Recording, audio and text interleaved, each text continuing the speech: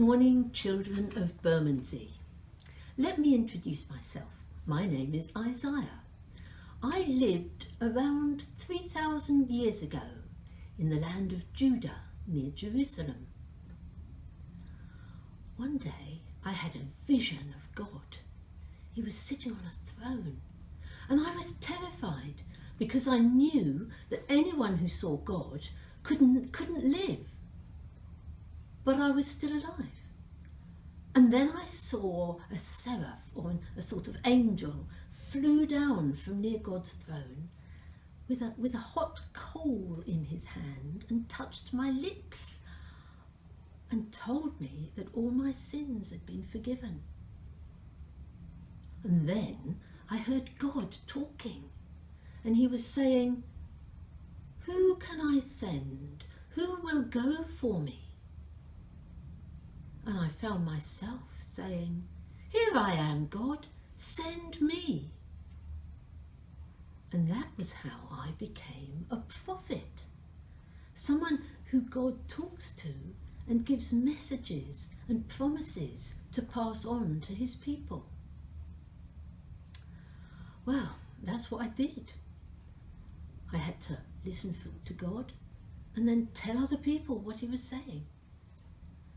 And at one time, I'd been telling the local people that they were under real serious threat from the Assyrian armies who were threatening to conquer the land. And God wanted the people to know that the reason that was happening was because they weren't listening to God.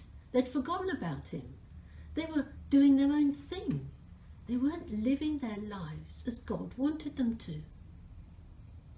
And it was as if they were living in deep darkness of fear. And one day I had a particular message for some people who lived in the land around Galilee. This is what I said to them. You can read it for yourself in the Bible, in the book of Isaiah, chapter 9. The people who walked in darkness have seen a great light. They lived in a land of shadows, but now light is shining on them. A child is born to us, a son is given to us, and he will be our ruler. He will be called Wonderful Counselor, Mighty God, Eternal Father, Prince of Peace. His royal power will continue to grow. His kingdom will always be at peace. He will rule as King David's successor, basing his power on right and justice from now until the end of time. The Lord Almighty is determined to do all this. Well, that was my message. I wonder if you can work out who I was talking about. Let me give you a clue. I was talking about a baby being born, a son. Can you think of a boy baby whose birthday you're going to be celebrating next month? Or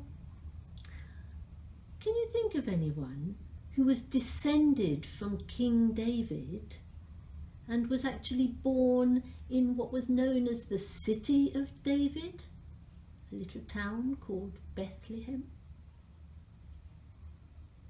And my last clue is about 3 wise men who travelled from the east. Who did they find when they went looking for the baby born to be King of the Jews? I wonder if you've worked out the answer. I wish I could hear you. I wish I could see you putting your hands up and saying, or not calling out, of course. The answer I'm looking for, of course, is Jesus. Because you see, even 800 years before Jesus was born, God had promised to his people that he was going to send a new king who would be born as a baby and would grow up to live forever and to bring peace to the whole world.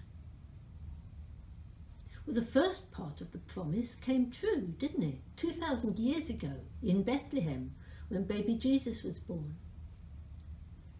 But the rest of it is what we might call work in progress. Because, as we all know, the world is not yet at peace.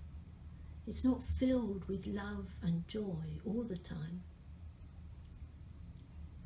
And so God has a message for us today, that he wants us to help build that kingdom of love and peace.